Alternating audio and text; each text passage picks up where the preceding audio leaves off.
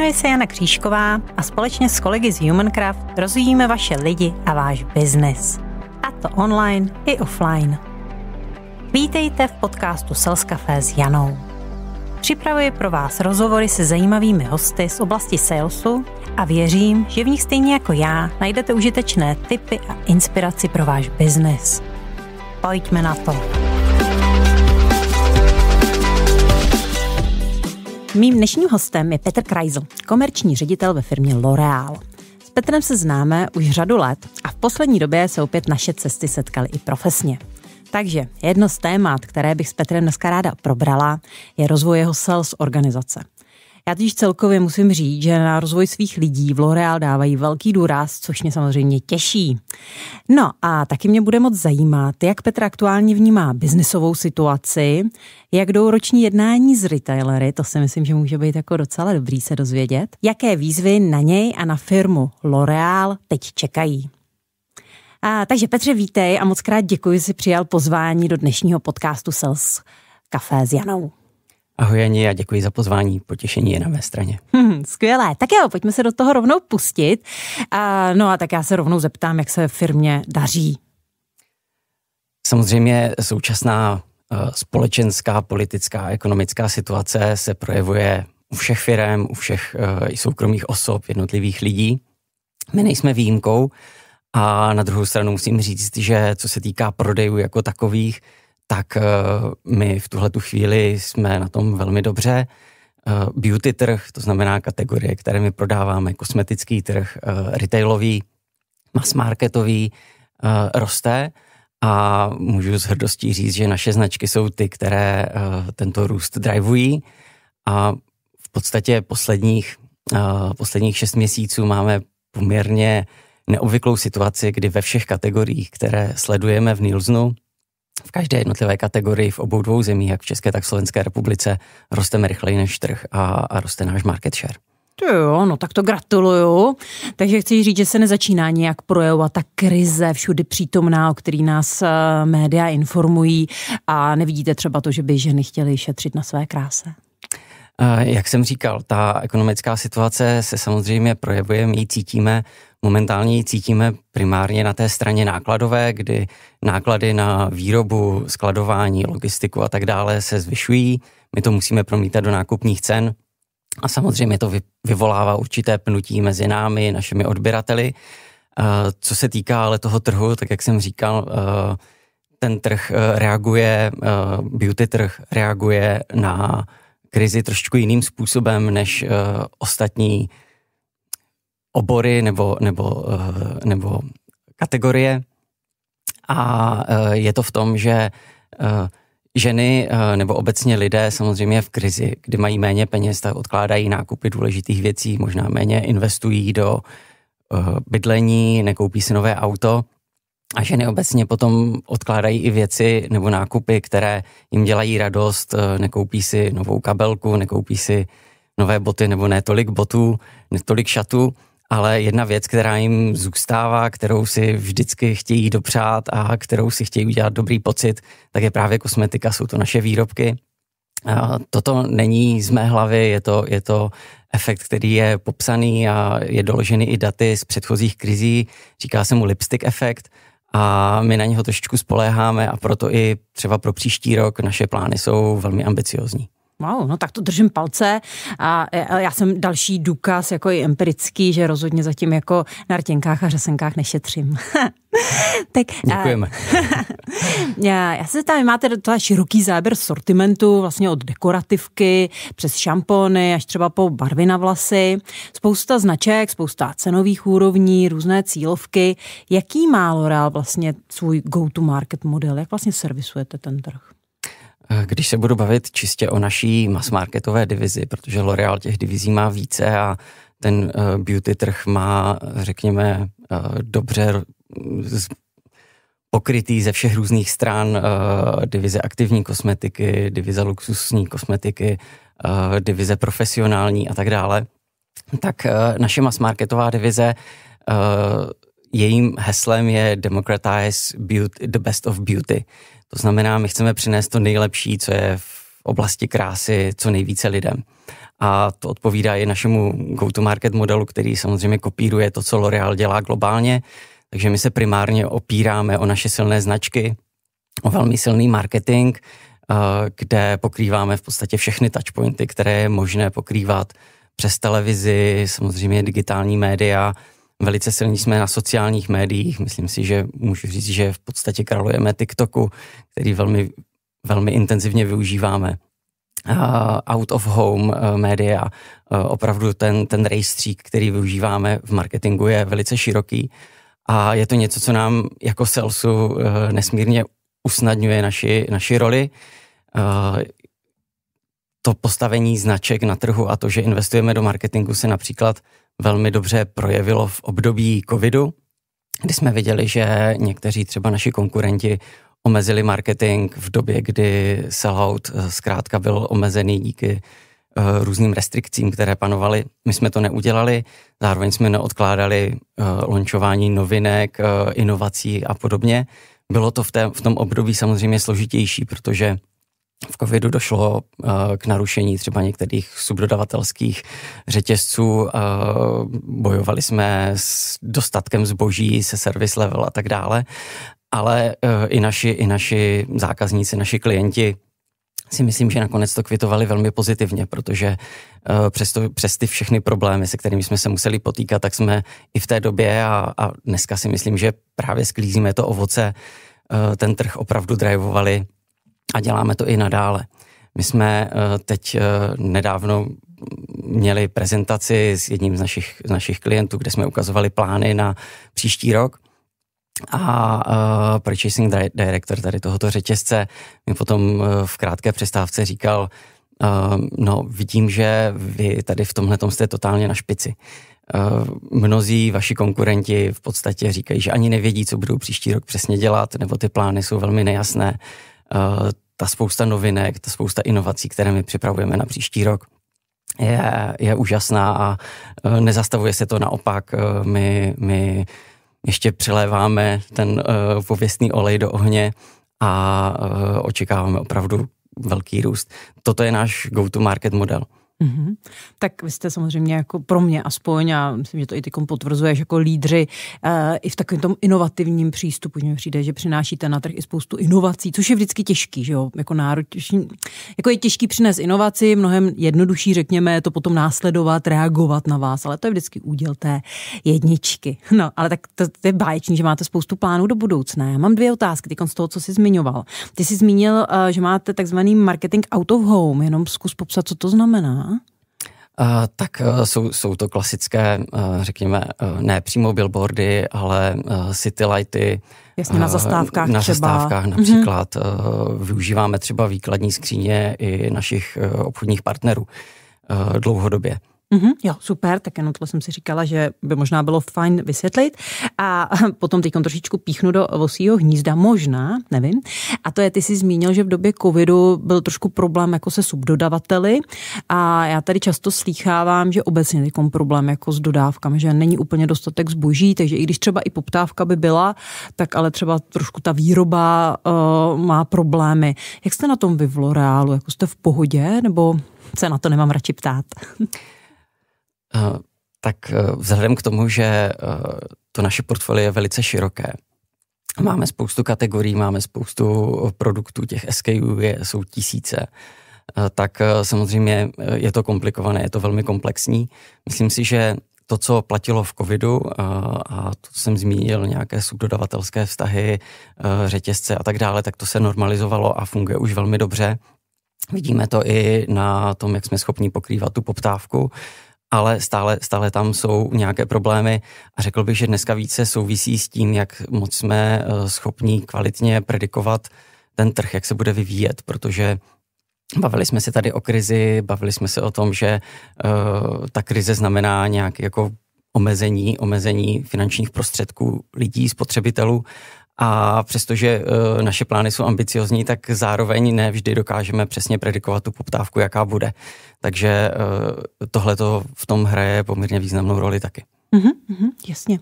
Já jsem se ptala na ten go-to-market model a teď mě by samozřejmě ještě zajímalo, jak se vlastně tohleto vaše nastavení zrcadlí potom v tom, jak máš naskládanou nebo poskládanou svoji obchodní organizaci. Jo, jestli jdete spíš, protože těch značek máte spoustu, tak jestli jdete spíš cestou expertízy jako toho zákazníka, že rozumí ten tvůj člověk, ten tvůj obchodník jako plně tomu zákazníkovi, a nebo spíš jdete tou specializací přes značky nebo ty kategorie. Jak to máte? Jedním z našich hlavních cílů nebo nástrojů, kterým se snažíme uspět na trhu, tak je customer centricity. A je to něco, za co my jako sales jsme samozřejmě zodpovědní. A pokud bych to měl jednoduše popsat, co to vlastně znamená, tak není to úplně to, co by si někdo možná představoval, že celá ta firma teďka bude pracovat podle toho, co si přejí naši zákazníci. Ale je to o tom pochopit ty strategie našich klientů, našich zákazníků a dokázat je propojit s našimi strategiemi. To znamená, z pohledu toho sales člověka, toho obchodníka, je to nutnost znát strategie obou dvou stran a najít ten způsob, jak je nejlépe propojit, proto aby to bylo zároveň efektivní a zároveň, řekněme, i efektní pro obě dvě strany. No a my to natáčíme dneska, vlastně se vidíme začátek listopadu, a to znamená období, kdy docela hodně proudí a probíhají takzvaná roční vyjednávání, čili kdy se bavíte se svými zákazníky o nastavení spolupráce na další rok. Já si tě nebudu ptát úplně, jak to jde, protože nevím, jestli bys to chtěl sdílet a třeba potenciálně si něco nezakřiknout, ale mě by spíš zajímalo, jestli tam vidíš v porovnání s jinými předcházejícími roky nějaké změny, že by třeba ti zákazníci měli jiné nebo nové požadavky, než mívali historicky.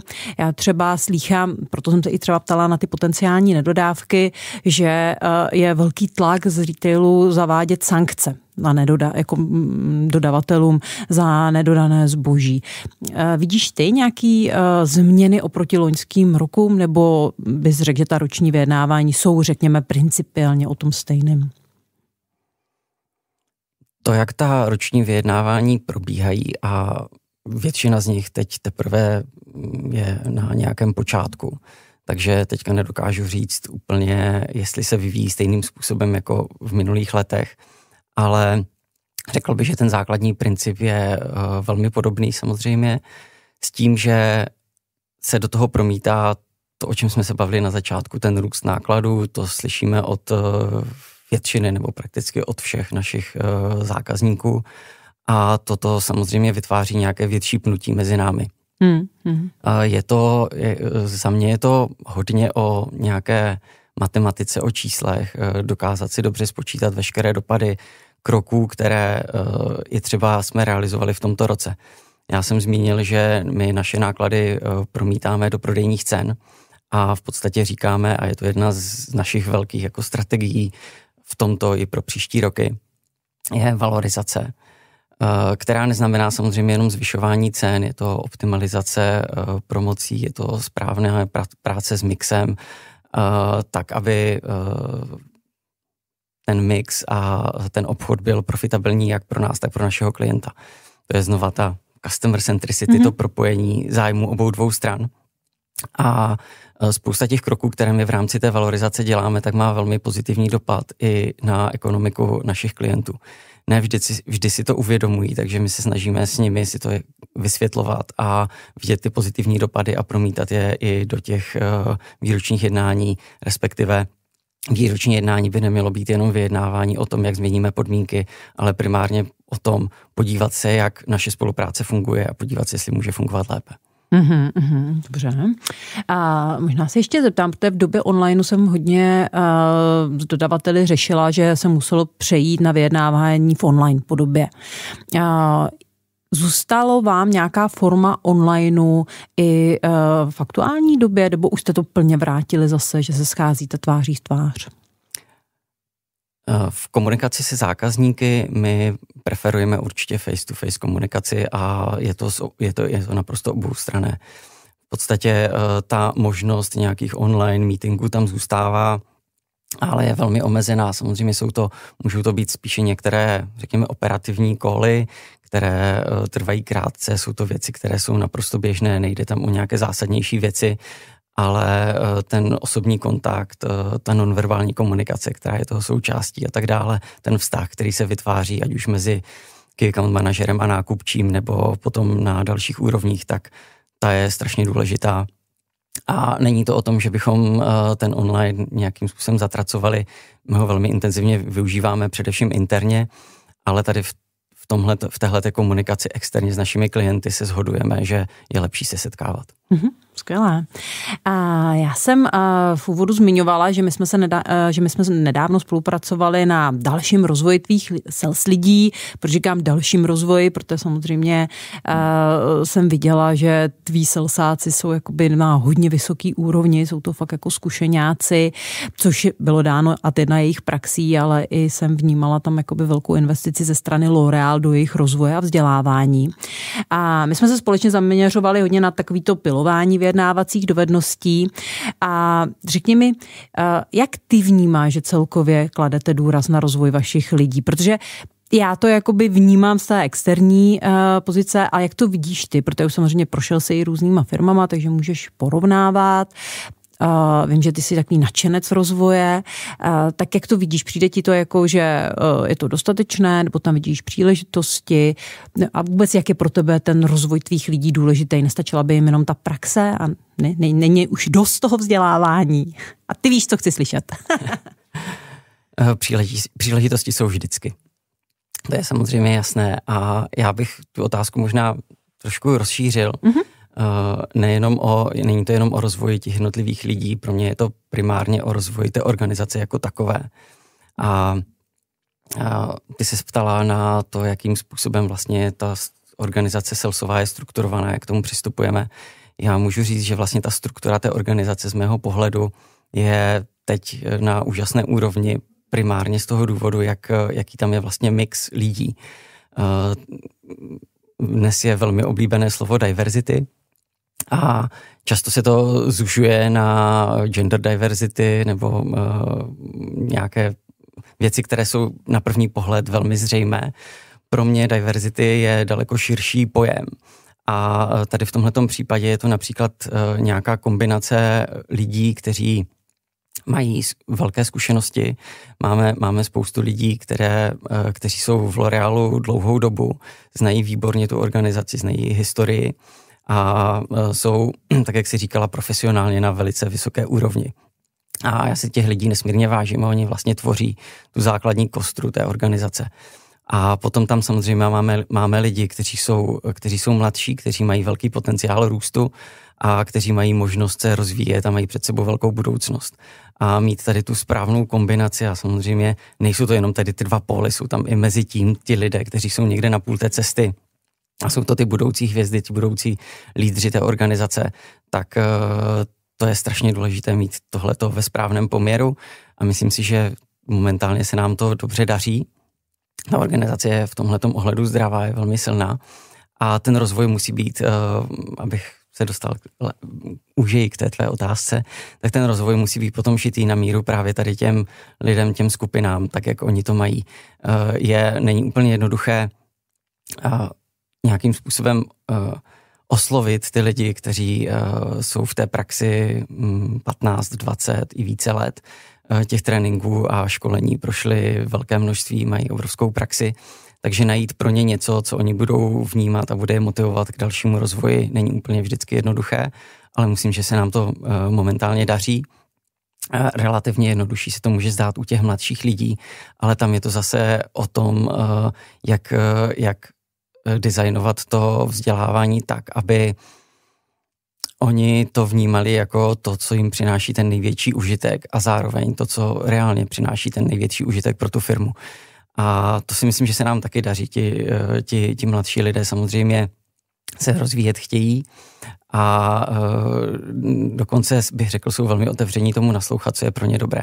Takže Což ale za mě to trošku vrací k tomu, že to máte jako jeden z požadavků nebo z předpokladů, když děláte hiring, protože si nemyslím, že je to úplně jakoby samozřejmost, že jsou lidi otevření k rozvoji, ale tak nějak jsem navnímal, že to trošku vaše kultura, jakoby firemní, jako ten potřeba toho rozvoje, takový ta otevřená mysl, takže si myslím, že to může být i jako ten pozitivní důsledek, že jste neudělali takovou tu hiring chybu, ale že tam máte lidi, kteří tomu vzdělávání nebo rozvoj jsou otevření. Což skvělý. Mě by zajímalo, ty jsi zmiňovala vlastně, že máte že máš vlastně v té sales organizaci mix lidí z hlediska té diverzity. I já, co jsem je poznala, někdo je takový jako velký analytik, někdo, řekněme, má to rád hodně přes ty vztahy. Přemýšlíte třeba, když tu organizaci stavíte, když mi třeba děláte nějaké změny, o tom fitu k tomu zákazníku, že byste si řekli, jo, tohle je takový spíš vztahový zákazník, tak tam dám tohodle jako manažera a tyhle, hele ne, to jsou takový jako hard čísla, analýzy, tak tam dám toho analytika. Je tam vůbec prostor na takovýhle jako párování, aby si to sedlo? Ten prostor tam samozřejmě je omezený, protože pracujeme jenom s nějakými zdroji, které máme, a je to jeden z faktorů. Ty další faktory jsou, těch je samozřejmě spousta. Je to o tom, jak dlouho který člověk je na dané pozici ve chvíli, kdy třeba nějaká jiná se uvolní, otevře. Samozřejmě nedává smysl přesouvat lidi po velmi krátké době.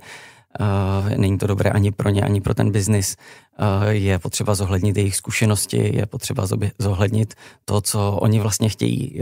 To je taky velmi důležitá věc. Někdo opravdu chce některým směrem se posouvat, a pokud ten člověk je dobrý, tak proč mu nedat tu možnost? Je to taky součást té motivace a toho, že pokud dobře pracuju, přináším té firmě nějaké dobré výsledky, tak a jsem motivovaný tou kariérou, tak bych měl být tím i nějakým způsobem odměněn. A zároveň je tam i fit, nejenom s tím zákazníkem, ale i s tím týmem.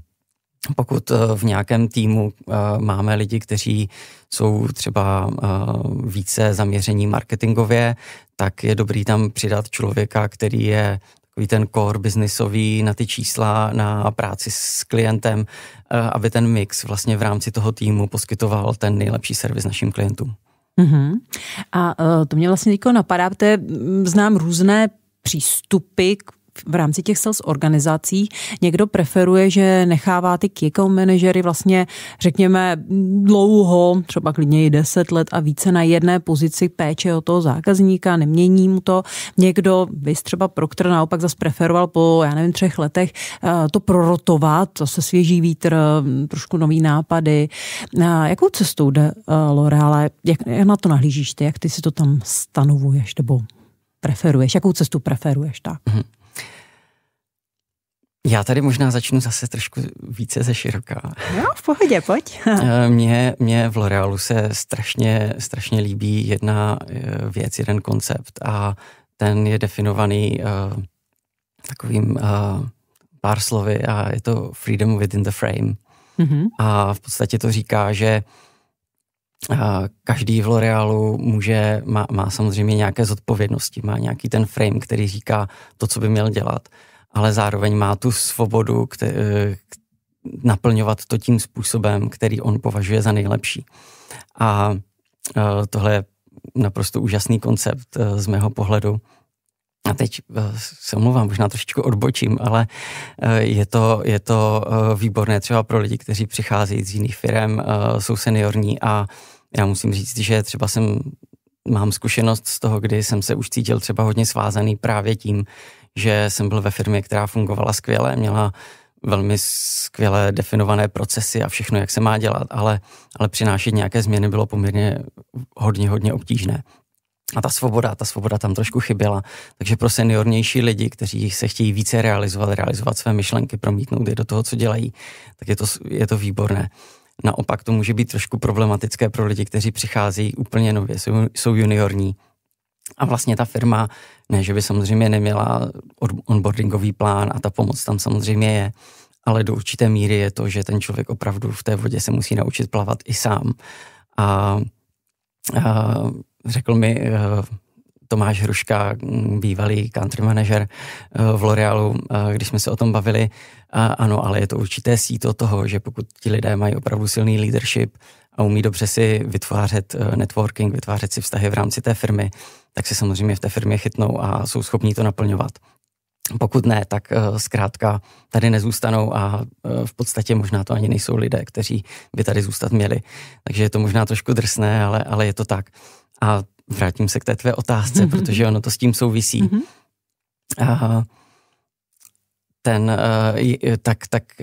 Jak dlouho lidé by měli zůstat na nějaké pozici, závisí částečně na mě a závisí částečně na nich. Nemáme na to úplně nějaký jako jasný vzorec, jak by to mělo být. Není to do kamene vytesané pravidlo.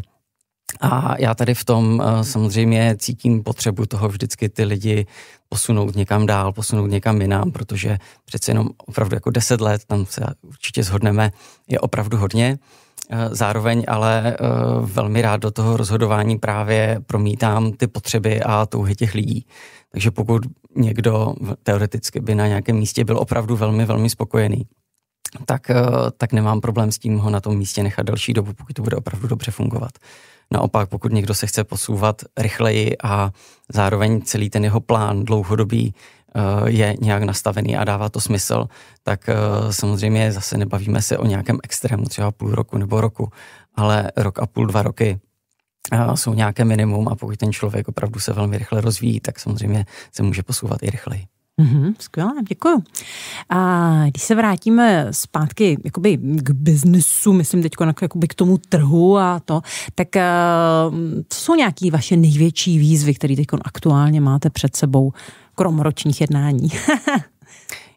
Já už jsem zmínil v části toho forecastingu tu těžkou predikovatelnost budoucnosti.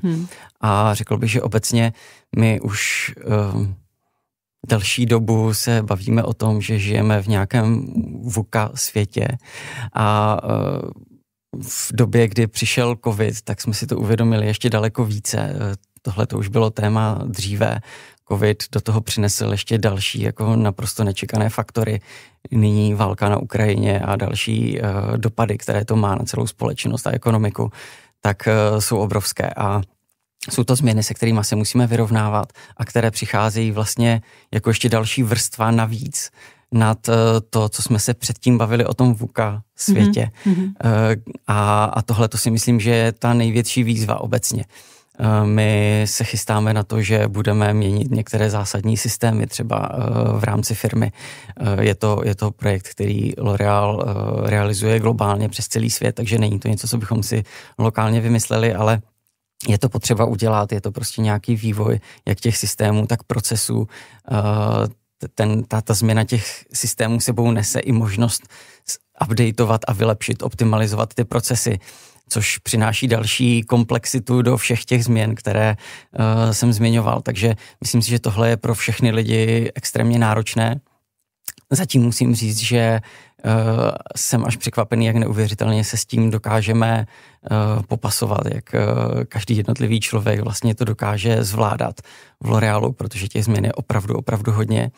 A při všech těch změnách si myslím, že potom ty dobré výsledky, ty skvělé výsledky, které jsem zmiňoval na začátku, přináší ještě daleko větší satisfakci, protože nepřicházejí jenom tak, nepřicházejí sami o sobě, ale je zatím tvrdá práce a překonávání spousty překážek. Ok, dobrý. A my se pomalu blížíme ke konci našeho rozhovoru. Já se zeptám na otázku, kterou dávám tady každému svému hostu, taková moje oblíbená otázka. Kdybys měl vybrat jenom jednu kompetenci, dovednost dobrého obchodníka, jo, které si ceníš, které si vážíš, tak která by to byla? S tou jednou je to samozřejmě velmi těžké. Já jsem tušil, že tuto otázku položíš. Musím říct, že úplně první, která mě napadla, je to něco, co obecně na lidech mám rád, je to passion for winning. A taková to zaujetí pro to, co dělám, ale není to ta kompetence, pro kterou jsem se nakonec rozhodl. V L'Orealu máme definované nějaké kompetence pro lidi, které samozřejmě sledujeme, chceme, aby lidé se v nich rozvíjeli a tak dál. A jednou z těch kompetencí je entrepreneurship. A tohle si myslím, že je ta kompetence, která samozřejmě je důležitá pro všechny lidi v organizaci, pro všechny funkce, ale je naprosto zásadní pro sales, pro obchodníky. co pro mě ten entrepreneurship vlastně je, co to znamená. Ono už v tom názvu to samozřejmě je obsaženo, že to je vlastně ta podnikavost toho člověka. A pro mě to například znamená to, že je tam samozřejmě ownership, ale zároveň to, že ten člověk se dokáže na celý ten biznis, vztah se zákazníkem a všechno to, co dělá, dívat více komplexně, více globálně. Což pro mě znamená například to dívat se na to ekonomicky, jak jsem zmínil. Třeba aktuální situace, dokázat si spočítat všechna čísla, jak z pohledu nás, jako L'Oréalu, tak z pohledu našich dodavatelů. To znamená, key account není člověk, který jde a jenom něco prezentuje zákazníkům. Key account je člověk, který vlastně tvoří svůj vlastní biznis. Je tam, zmiňoval jsem, valorizaci. Takže jakým způsobem správně optimalizovat promoce, jak pracovat s portfoliem. Tohle to za něho nikdo neudělá. Samozřejmě máme lidi, kteří nám s tím velmi výrazně pomáhají. Ale nakonec všechno se to zbíhá u toho key accounta, takže když samozřejmě třeba opomenu pozici generálního ředitele, tak bych řekl, že na té salesové komerční úrovni ten key account je vlastně nejkomplexnější funkce v té organizaci, protože tam zbíhá pochopení toho marketingu, strategie firmy, nějaké logistické věci, ta ekonomika té spolupráce a celého toho biznisu, profitabilita, všechno to tam je. A proto člověk, ten člověk, který je ten obchodní, musí především být vlastně tím podnikatelem. Wow. Tak jo, děkuji moc krát, Petře. Děkuji moc krát za náš rozhovor. Já ti moc držím palce, ať se ti daří tobě osobně samozřejmě, ale i L'Oréalu a tvému týmu. A držím vám do budoucna palce, ať všechno klape. A vy ostatní, pokud vás dnešní rozhovor zaujal, budu ráda za vaše likes a další sdílení. A pokud i vy uvažujete o rozvoji vyjednávacích dovedností vašich lidí nebo jim chcete dopřát inspirativní vyjednávací zkušenost, obraťte se na nás do Humancraft. Představíme vám náš koncept vyjednávání na nečisto. Těším se, děkuji a ještě se jednou rozloučím s Petrem, kterého jsem předtím nepustila ke slovu. Peťo. Já moc děkuji za pozvání a moc jsem si to užil. Díky moc. Já taky. Ještě jednou moc krát děkuju a s vámi ostatníma se loučím. Naschledanou. Naschledanou. Jmenuji se Jana Křížková a společně s kolegy z Humancraft rozvíjíme vaše lidi a váš biznes. A to online i offline.